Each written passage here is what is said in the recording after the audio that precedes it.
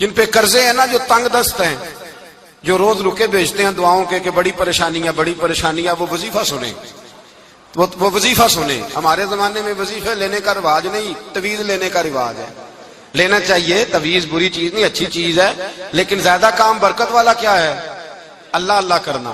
ایک تابعی بزرگ، تابعی ہیں، صحابی کے شاگرد ہیں، فرماتے ہیں میں مسجد اقصیٰ میں گیا، فلسطین میں مسجد اقصیٰ میں ایک شخص کو میں نے دیکھا، بڑا نورانی چہرہ اس کا، اور بڑا اس کے وجود کے اندر عجیب سی کشش، خوشبو دور تک پھیلی ہے۔ وہ بندہ نا نماز نہیں پڑھ رہا تھا، سجدے ہی کرتا جا رہا تھا، ایک سجدہ، دوسرا سجدہ، تیسرا سجدہ، اور سجدہ کرتا تو دیر تک سجدہ کرتا، پھر سجدہ کرتا تو دیر تک۔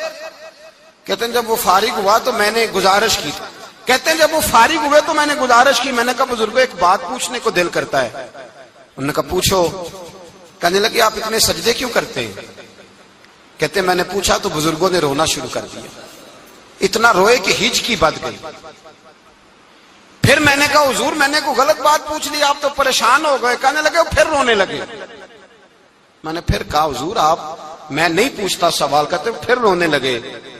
3 دفعہ روئے تو کہنے لگے سنو، میں رسول اللہ کا صحابی ہوں، میں نبی پاک کا، میں نے اپنے حبیب سے سنا ہے کہ جب کوئی بندہ رب کو ایک سجدہ کرتا ہے تو اللہ اس کے گناہ معاف کرتا ہے، ایک سجدہ کرتا ہے تو اللہ کیا کرتا ہے؟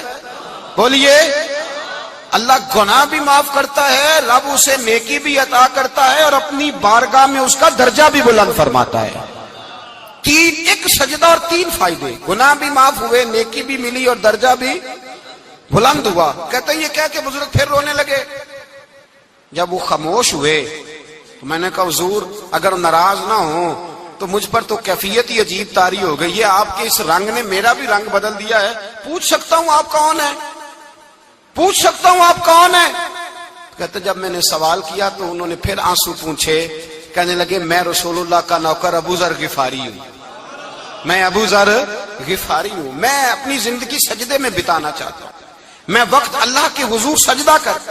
ہمارے ہاں میں نے اس دن بھی کہا تھا، ہمارے ہاں لوگوں نے بہانہ بنا لیا ہے حضور بخشوا دیں گے، محفل نعت 6 گھنٹے کی، نماز 5 منٹ کی، حضور بخشوا دیں گے۔ سنو نا جنہیں حضور بخشوا رہے ہیں، حضور انہیں بتا کیا رہے ہیں؟ حضور انہیں بتا کیا رہے ہیں؟ اللہ اکبر، کیا انداز ہے۔ حضرت ربیعہ بن کعب کہتے ہیں میں حضور کو وضو کرایا کرتا تھا، بخاری مسلم میں۔ ایک دن حضور نے فرمایا سل یا ربیعہ، ربیعہ کچھ مانگ لو، تو کہتے ہیں میں نے مانگا تو پھر میں نے بھی وہ چیز مانگی جو سب سے قیمتی تھی۔ میں نے کہا حضور جنت میں وہ والا مکان چاہیے جس کی دیوار کے دوسری جانب آپ کا حجرہ انور ہو، جس کی دوسری سائڈ پہ آپ کا گھر ہو، تو اڈی میری کاند سانجی ہو گئی، وہ والا مکان چاہیے۔ تو نبی پاک نے فرمایا جا تجھے دیا، جا تجھے، بولیے جا تجھے، کمال ہو گئی، جا تجھے دیا۔ کون دیتا ہے؟ دینے کو منہ چاہیے، دینے والا ہے سچا ہمارا، میں جا تجھے دیا۔ ایک میری بات یاد رکھنا، حضور کیا فرمایا؟ اپنی زندگی میں سجدے زیادہ کرنا۔ کیا زیادہ کرنا؟ چلو سارے بولے ایک دفعہ، کیا کرا؟ کیا زیادہ کرنے؟ تو حضور بھی فرماتے ہیں میرا جنت میں پڑوسی وہ ہوگا جو سجدے زیادہ کر کے آئے گا۔ تو میرے بھائی اگر تو سجدہ ہی نہیں کرتا، تو اس لذت سے ہی ناشنا ہے، نماز جلدی کی، باقی سارے کام لیٹ کے، مسجدوں میں بیٹھے ہیں لوگ، خوش گپیاں چل رہی ہیں، بڑے بڑی لمبی، نماز کا وقت آیا تو چھوٹی ہو گئی، فٹافٹ کرو۔ نماز، عبادت، ریاضت، یہ تو بندے کو اللہ کے قریب۔ حضرت عبداللہ بن جعفر، حضرت جعفر طیار کے بیٹے تھے، نبی پاک کی پھوپھی کے بیٹے تھے حضرت زبیر بن عوام رضی اللہ تعالی، وہ انتقال کر گئے۔ ان کا جب وصال ہوا تو 10 لاکھ دینار کا قرضہ تھا ان پر، اور جو زمین انہوں نے چھوڑی وہ زمین بنجر تھی۔ لو سن لے، جن پر قرضہ چڑھا ہوا ہے وہ نسخہ بھی سن لے، جن پہ قرضے ہیں نا، جو تنگ دست ہیں، جو روز رکے بھیجتے ہیں دعاؤں کے کہ بڑی پریشانیاں، وہ وظیفہ سنیں، وہ وظیفہ سنیں۔ ہمارے زمانے میں وظیفے لینے کا رواج نہیں، تعویذ لینے کا رواج ہے۔ لینا چاہیے، تعویذ بری چیز نہیں، اچھی چیز ہے، لیکن زیادہ کام برکت والا کیا ہے؟ اللہ اللہ کرنا۔ کیا کام ہے؟ سجدہ کرنا برکت والا کام ہے۔ حضرت عبداللہ بن جعفر طیار کہتے ہیں میں نے قرضہ لینا تھا زبیر بن عوام سے، وہ وصال کر گئے، میں ان کے بیٹے کے پاس گیا، عبداللہ بن زبیر کے پاس۔ میں نے کہا پیسے لینے تھے، کہا بالکل لینے ہیں، میرے ابا جی مجھے وصیت کر کے گئے، لکھ کے گئے کہ یہ پیسے دینے۔ اور وہ یہ لکھ کے گئے ہیں میں زندگی بھر کوشش کرتا رہا ہوں، ادا نہیں ہو سکے، بیٹا تیری ذمہ داری ہے میرے قرضے ادا کرنا۔ عبداللہ بن زبیر رضی اللہ تعالیٰ عنہ کہنے لگے میں انشاءاللہ آپ کی رقم دے دوں گا۔ تو عبداللہ بن جعفر طیار کہنے لگے بھائی ہم دونوں آپس میں ہیں، کوئی شے نہیں چھوڑ کے گئے آپ کے ابا جی، کوئی چیز نہیں، توجہ ہے میری بات پر؟ یہ صحابہ کا ذرا انداز دیکھیے گا بندگی کا، کوئی چیز نہیں چھوڑی۔ تو حضرت زبیر بن عوام کہنے لگے ایک زمین کا ٹکڑا ہے وہ بھی بنجر ہے، اس میں بھی کوئی کھیتی نہیں اگتی، سبزہ نہیں ہوتا، بنجر ہے، پانی کوئی نہیں، اور وہ اتنی خشک ریتلی زمین ہے کہ بڑا مشکل کام ہے وہاں سیراب کرنا، بے آباد زمین ہے۔ حضرت سیدنا عبداللہ بن جعفر کہنے لگے تو اس طرح کر، وہ مجھے ساری نہ دے، اس میں سے تھوڑی سی مجھے دے دے، میں 10 لاکھ دینار کے عوض وہی رکھ لیتا، تیرے باپ کا قرضہ ادا ہو گیا، دے تو صحیح۔ انہوں نے کہا آپ کیا کریں گے، وہ تو کسی کام کی نہیں، چند کوڑیوں کی بھی نہیں، فرمایا مجھے دے دو، میں جانوں اور میرا کام جانے۔ او بھائی یہ تھے بندگی والے لوگ، یہ تھے جن کا رب سے رشتہ ہے، جنہوں نے حضور کے صلی اللہ علیہ وسلم کے پاس بیٹھ کر بندگی سیکھی تھی۔ کہتے زمین کا ٹکڑا لے لیا، بنجر بے آباد ریتلی زمین، جب میرے حصے میں آئی پہلے دن اپنے غلام سے کہنے لگے جو جگہ تجھے زیادہ سخت لگتی ہے نا وہاں میرا مصلی بچھا دے، جو تجھے زیادہ بنجر بے آباد لگتی ہے وہاں مصلی بچھا، مصلی بچھا۔ غلام نے مصلی بچھایا تو عبداللہ بن جعفر نے اللہ اکبر کہہ کے نیت باندھی۔ یہ حضرت جعفر طیار کے بیٹے ہیں، حضرت علی کے بھتیجے، انہوں نے نیت باندھی نماز کی، سر سجدے میں رکھا، رونے لگے، کہنے لگے اللہ میں بھی تیرا بندہ اور جس سے لینے تھے وہ بھی تیرا بندہ، خدا بندہ ہمارے درمیان مہربانی فرما، کرم نوازی کر، رحمت کا فیصلہ فرما۔ اتنا روئے کہ مصلی بھیگ گیا۔ کہتے اتنا تڑپ رہے تھے کہ صحابہ اکٹھے ہو گئے ان کے گرد، مصلی بھیگ گیا۔ جب بھیگا ہوا مصلی نماز مکمل کر کے اٹھایا نا، کہتے مصلی اٹھایا تو نیچے سے اللہ نے پانی کا چشمہ جاری فرما دیا، اللہ نے پانی کا چشمہ جاری کر دیا۔ فرمایا بناؤ حوض، کرو کھیتیاں سیراب۔ فرماتے ہیں جہاں ایک درخت نہیں اگتا تھا اللہ نے پورا باغ اگا دیا، جہاں ایک پھل نہیں ہوتا تھا وہاں عالی شان پھل لگ گئے، قرضے بھی ادا ہوئے۔ حضرت زبیر بن عوام کے بچوں کے پاس مال دولت بھی بچ گیا۔ لوگ جب کہتے ہیں یہ ساری کس چیز کی برکت ہے، اور فرماتے یہ ساری سجدوں کی برکت ہے، یہ رب کی بندگی کی برکت ہے، یہ اس کی بارگاہ میں نماز پڑھنے کی۔ مسلمان توجہ نہیں کرتا، توجہ نہیں، جاگ رہے ہیں آپ حضرات؟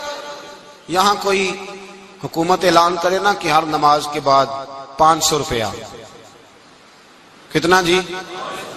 میرے خیال ہے کسی بھی نہیں ہونا مسیح جی، آن گے کہ نہیں؟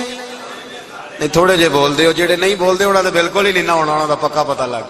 او خدا کے بندو بات سمجھو، رب فرماتا ہے تو مسجد آدھا میں تجھے برکت عطا کروں گا۔ کئی جگہ مسائل نہیں بنا دیے گئے، وہ چھوڑو دیے تو نفل ہے، چھوڑو دیے تو غیر مؤکدہ ہے۔ اعلیٰ حضرت فاضل بریلوی فرماتے ہیں جو نفل چھوڑتا ہے نا ایک وقت آتا ہے سنت کے ترک کرنا شروع کر دیتا ہے، اور تارک سنت ایک وقت آتا ہے کہ واجبات کو چھوڑتا ہے، چونکہ وہ سیلاب اچانک نہیں آیا کرتے، پہلے چھوٹا سا سوراخ ہوتا ہے، دریا کے کنارے چھوٹا سوراخ ہوتا ہے، بند نہ کیا جائے تو بڑا ہو جاتا ہے، پھر اور بڑا ہو جاتا ہے، پھر وہ سیلاب بن جاتا ہے۔ کیا ہوتا ہے کہ جب ہم دیر کرتے ہیں، آپ دیکھ لیں دنیا داری میں لوگ کتنے آگے نکل گئے، کتنے دنیا داری کی جو چیزیں آئیں وہ غالب ہو گئیں۔ میں آپ سے پوچھ رہا ہوں جتنے لوگوں کے پاس موبائل ہیں اتنے لوگ نمازی بھی ہیں؟ موبائل بعد میں آ کے غالب ہو گیا سب پہ، اور نماز آپ یہ ایوریج نکالے نا، جتنے لوگ فیس بک پہ ہیں اتنے لوگ دینی تعلیم کے میدان میں بھی ہیں، پڑھنے پڑھانے کا مزاج بھی رکھتے ہیں۔ جتنی نصیحتیں کرنے میں آج لوگ نکلے ہوئے ہیں، کیا اتنی خیر بھی دنیا میں بٹ رہی؟ جتنی جدید ٹیکنالوجی آ گئی سب ہم نے حاصل کر لی، بری بات نہیں، ٹھیک ہے، اچھی بات، لیکن سوال یہ ہے کہ وہ باتیں جو سالوں سے ہو رہی ہیں اور جو ہمارے دین کے فرائض میں شامل ہیں ان پر عمل کب ہوگا؟ اور میں یہ بہت سارے لوگ ہیں نا دعوت دیتے ہیں کہ آپ تشریف لائیں، اس جگہ پہ آ کے کچھ بات کریں تو میں دوستوں سے کہتا ہوں تقریریں تو اب بڑی سن لی لوگوں نے، تو زمانہ ہو گیا تقریریں کرتے سنتے. سوال تو یہ ہے کہ جو سنا ہے اس پر عمل کس دن کرنا ہے؟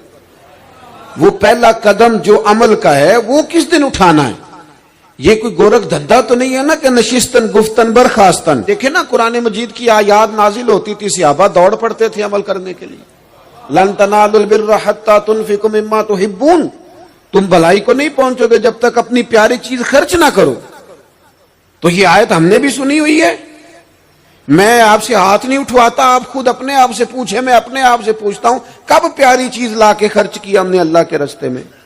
لیکن جب نازل ہوئی تھی تو عبداللہ ابن عمر کو گھوڑا پیارا تھا، انہوں نے فوراً لا کے پیش کر دیا تھا. حضرت ابو طلحہ انصاری کو باغ پیارا تھا، انہوں نے فوراً لا کے حضور کی بارگاہ میں پیش کر دیا تھا.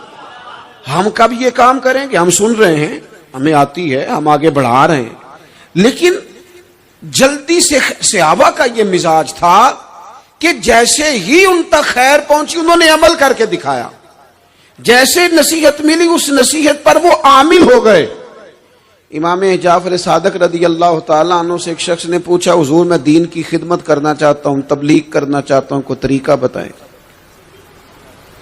بہت سارے لوگ ہیں آج کل جو یہ چاہتے ہیں کہ جناب مجھے نہ کوئی آپ نسخہ بتائیں، کوئی سلیقہ بتائیں، میں دین کا کام کرنا چاہتا ہوں، دعوت خیر دینا چاہتا ہوں، کوئی طریقہ بتائیں. تو سیدنا امام جعفر صادق رضی اللہ تعالیٰ عنہ فرمانے لگے آسان طریقہ ہے، اور بغیر کسی فلسفے کے، بغیر کسی الجھی ہوئی گتھی کے سلجھی ہوئی بات ہے، بالکل طے. تو دین کی تبلیغ کرنا چاہتا ہے؟ اس نے کہا. تو فرمانے لگے بڑا آسان نسخہ ہے، اگر تو دین پھیلانا چاہتا ہے، تبلیغ کرنا چاہتا ہے تو دین پر عمل کرنا شروع کر دے. عمل کے بڑے اثرات ہوتے ہیں.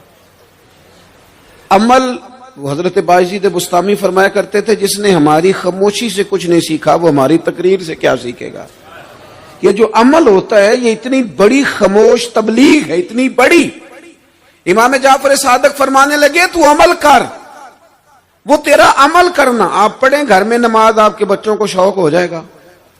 آپ کھولیں گھر میں قرآن مجید، آپ کے بچوں کا دل لگ جائے گا. آپ بیٹھے تسبیح لے کے کہ آج میں نے آدھا گھنٹہ محبوب کی بارگاہ میں درود و سلام عرض کرنا ہے، بچوں کی طبیعت لگ جائے گی. عمل جو ہوتا ہے اس کا فیض بٹتا ہے. نیکی میں آگے بڑھنے کی جد و جہد، کوشش کرنا کہ میں ذرا خیر کے کام میں آگے نکلوں.